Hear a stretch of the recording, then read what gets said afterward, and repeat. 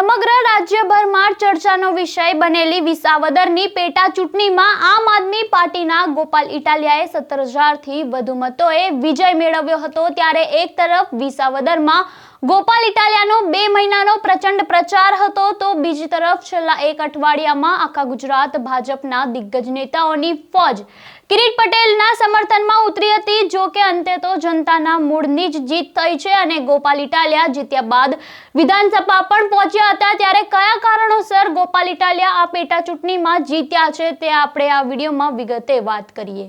વૈષ્ણવજન તો તેને કહીએ જે પીડ પરાઈ જાનાને રે।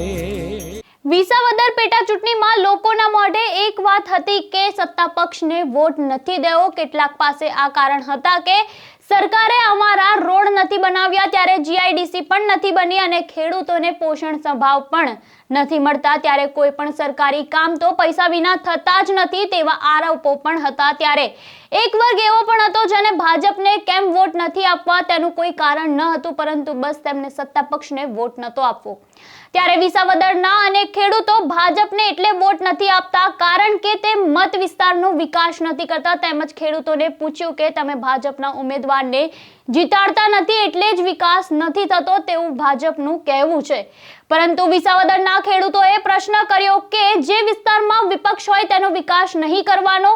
આવા સવાલો સાથે આપના ગોપાલ ઇટાલિયા કેમ જીત્યા તેનું કારણ ખેડૂતો સાથે સંકળાયેલા આ પ્રશ્નો હતા। આ વિસ્તારમાં મોટી અસર કરે છે। ત્યારે આ જ રીતે ખાતરની સમસ્યા આ વિસ્તારમાં પહેલેથી જ જોવા મળી છે। ત્યારે ખેડૂતોને સમયસર ખાતર ન મળે તેનો પણ રંજ હોય છે। ત્યારે ગોપાલ ઇટાલિયાએ આ મુદ્દો બાનમાં કરી લીધો હતો। ત્યારે આ મુદ્દો ચર્ચાનો વિષય બન્યા બાદ વિસાવદર સીટ પર ભાજપના પ્રભારી જયેશ રાદડિયાએ ખેડૂતોને કહ્યું કે ખાતર ખૂટે તો ફોન કરજો, પરંતુ ખેડૂતોને આ વાત ગળે ન ઉતરી। તેમજ બીજા મુદ્દામાં આમ આદમી પાર્ટીએ ચૂંટણી સમયે સહકારી બેંકમાં થયેલા કૌભાંડને પણ ઉજાગર કર્યું હતું। તેમણે આ કૌભાંડ પાછળ ભાજપના ઉમેદવાર કિરીટ પટેલને જવાબદાર ગણાવ્યા હતા। જો કે કૌભાંડ થયા બાદ મારી પાસે સહકારી બેંકની જવાબદારી આવી તેવી ચોખવટ કિરીટ પટેલે કરે તે પહેલા જ આ મુદ્દો સમગ્ર પંથકમાં ફેલાઈ ગયો હતો। ત્યારે આ મુદ્દે કિરીટ પટેલની છબી ખરડવામાં આમ આદમી પાર્ટી પૂરતી સફળતા મળી હતી। ત્યારે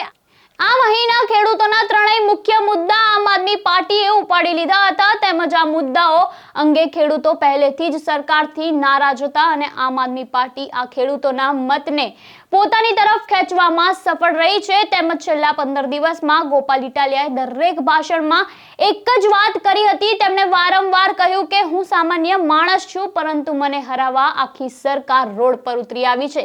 ત્યારે ખેડૂતોને આડા દિવસે તલાટી મંત્રી મળવા માટે 4 ધક્કા ખવડાવતા હોય છે, જ્યારે મારા લીધે અત્યારે ગામડાઓમાં કેબિનેટ મંત્રીઓ ખેડૂતોને મળવા વલખા મારી રહી છે। ત્યારે આપનું આમ આદમી પાર્ટીના ગોપાલ ઇટાલિયાની જીત અંગે શું કહેવું છે અમને કમેન્ટ બોક્સમાં આપના મંતવ્યો જરૂરથી જણાવજો અને આવા વધુ સમાચાર માટે જોડાયેલા રહો નવજીવન ન્યૂઝ સાથે। તેમજ વિડીયોને લાઇક, શેર, સબસ્ક્રાઇબ કરવાનું ભૂલતા નહીં।